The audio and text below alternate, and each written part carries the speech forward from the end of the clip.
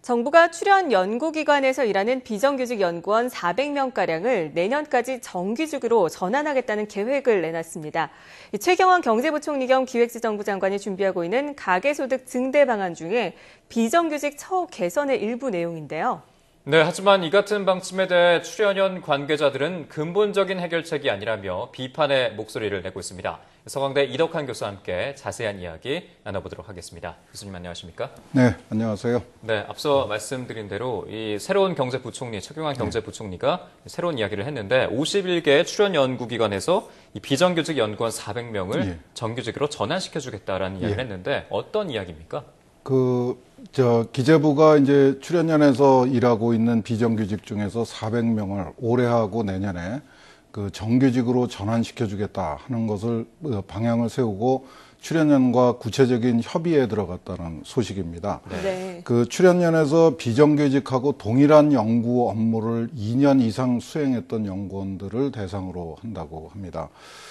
출연연을 위해서 만들어진 방침인 것 같지는 않고요.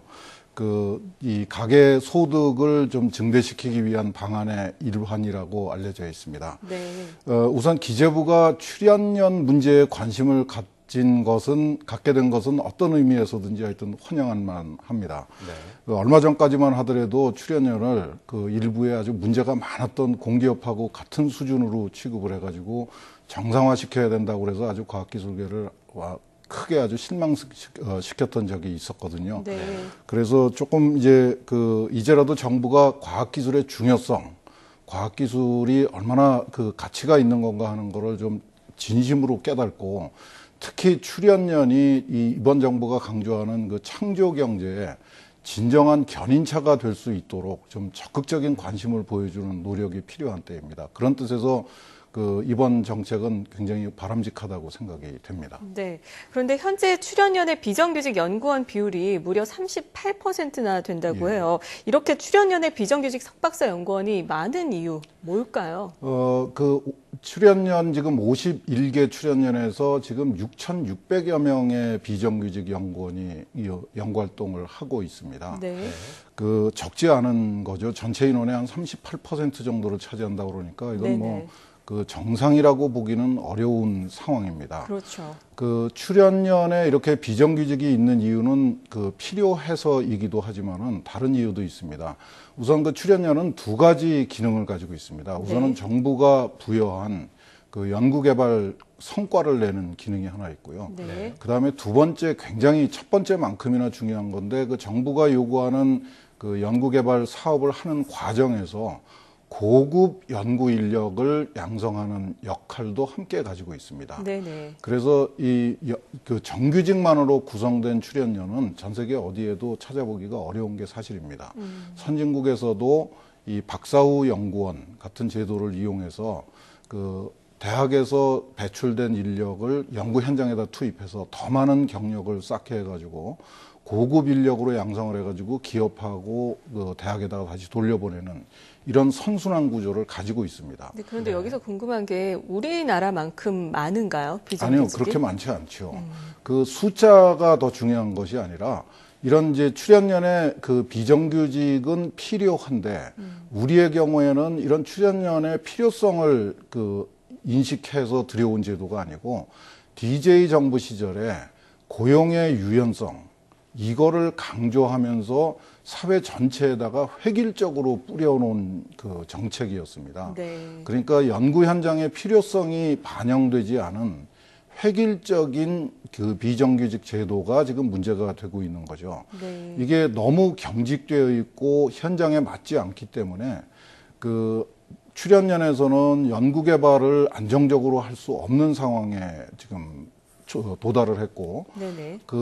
대학에서 배출된 연구 인력의 경우에는 자기가 이제 궁극적으로 가야 될 길이 있는데 그 과정에서 더 많은 경력을 쌓아야 될 과정이 아주 불안정한 상황이 되어 있어요. 그러니까 출연연에도 피해가 되고 연구 인력, 새로 자라나는 연구 인력한테도 피해를 주는 이런 아주 황당한 상황이 벌어지고 있습니다. 이 문제를 빨리 해결하지 않으면은 출연연 전체의 기능에 심각한 문제가 생길 것 같아요. 네네. 네, 뭐 말씀하신 대로 출연연 같은 공공기관에서 이 비정규직 400명을 정규직으로 전환시킨다는 것 자체가 처우 개선을 통해서 가계소득을 증대시킨다라는 것까지 좀 이끌어가고 싶어하는 마음인 것 같은데 일각에서는 이런 얘기가 있습니다. 이게 너무 뭐라 그럴까요? 좀 임시 방편이다 이런 이야기가 나오고 있는데 이거에 대해서는 어떻게 생각하십니까? 글쎄요, 방향은 맞습니다. 비정규직을 숫자를 좀 줄여야 될 필요가 있고 비정규직의 형태를 좀 구체화시키고 현장에 맞도록 바꿔야 되는데 네네. 지금 그 기재부가 그 출연연에 대해서 관심을 가진 거는 반가운데 네. 그 관심이 그냥 좀 알맹이가 없는 거 아닌가. 지금 전체 6,600명 중에서 뭐 1년에 200명 그 좀 전환을 해봤자 실제로 연구 현장에서 느껴지는 그 체감 효과는 거의 없을 것 같고요. 그거보다도 더 중요한 것은 좀 말씀드리기가 고약하지만은 모든 것이 돈인데요. 네. 네. 기재부의 지금 생각은 돈은 하나도 안 주고 출연은 안 해서 그 어떻게 해결을 해봐라.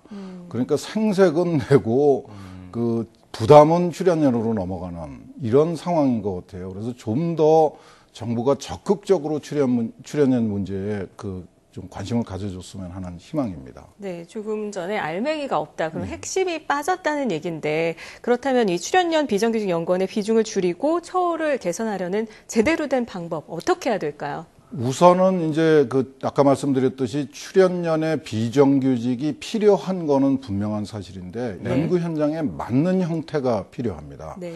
그 사회 전체에 그냥 획일적으로 무차별적으로 뿌려지는 제도는 그 효과가 없지요. 우선 가장 중요한 게 우리 출연연을 압박하고 있는 제도가 있습니다. PBS라는 제도입니다. 이게 네. 그 경쟁을 유발해서 출연연 내부에서 경쟁을 유발해서 성과를 더 많이 내겠다 하는 제도인데 네. 선진국에서는 그 성공한 사례도 있습니다. 근데 우리의 경우에는 이 정부의 부처들이 이 칸막이식으로 되어 있고 정부 사이에서 정부 부처에서의 그 관료의 간섭이 너무 심한 상황이거든요. 이 PBS가 관료 조직하고 이 밀착이 되면서 이 그 출연연의 자유를 빼앗아가는 그 자율성을 빼앗아가는 그런 그 요인으로 작용을 하고 있습니다. 그래서 지금 PBS 제도를 그냥 둔 상황에서 비정규직을 정규직으로 전환해라. 그러면 이 PBS 제도 하에 있는 연구단들은 움직일 틈이 없어집니다. 네. 내년 예산이 불확실한데 정규직으로 전환을 해놓으면 내년에 어떻게 부담을 져야 되는지 그게 불확실해지는 제도죠. 그래서 그런 거 확실하게 없어져야 되고요. 그 선진국에서 성공했다고 우리나라에 반드시 성공한다는 법은 없습니다. 네네. 그건 정말 사대주의적인 발상이고 네. 그거 좀 없어져야지 되고 그다음에 그 생각을 해보면 기재부가 지금 출연연 51개의 그 수만 명이 그 일하고 있는 그 출연연의 그 비정규직 숫자까지 관리를 하고 있는 겁니다. 더군다나 이제 그 출연연을 기타 공공기관으로 묶어가지고 더 획일적으로 관리를 하고 있거든요. 이거는 관리의 효율이 아니라 기재부의 업무 역량을 넘어가는 것 같습니다. 이번 기회에 그 출연연을 기타 공공기관에서 풀고 네네. 그래서 좀 다른 공기업하고는 특성이 다르다는 점을 인정을 해주고 네.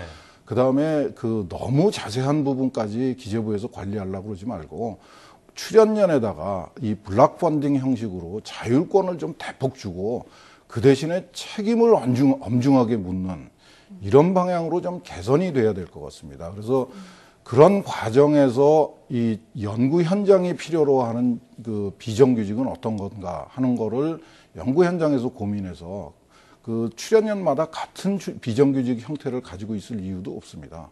그 자기 연구 출연연에 맞도록 자기 연구원에 맞는 비정규직을 개발해 가지고 그걸 통해서 연구 성과도 높이고 인력 양성에도 기여하는 이 두 마리 토끼를 잡는 그런 지혜가 필요한 시점입니다. 네. 네, 말씀하신 대로 출연 연구기관에 관심을 가지게 된 건 참 고무적인 일인 것 같다는 생각이 드는데요. 말씀하신 대로 임시방편이라는 목소리를 좀 불식시키기 위해서는 적극적인 지원과 또 자율권도 보장해야 되지 않나 싶습니다.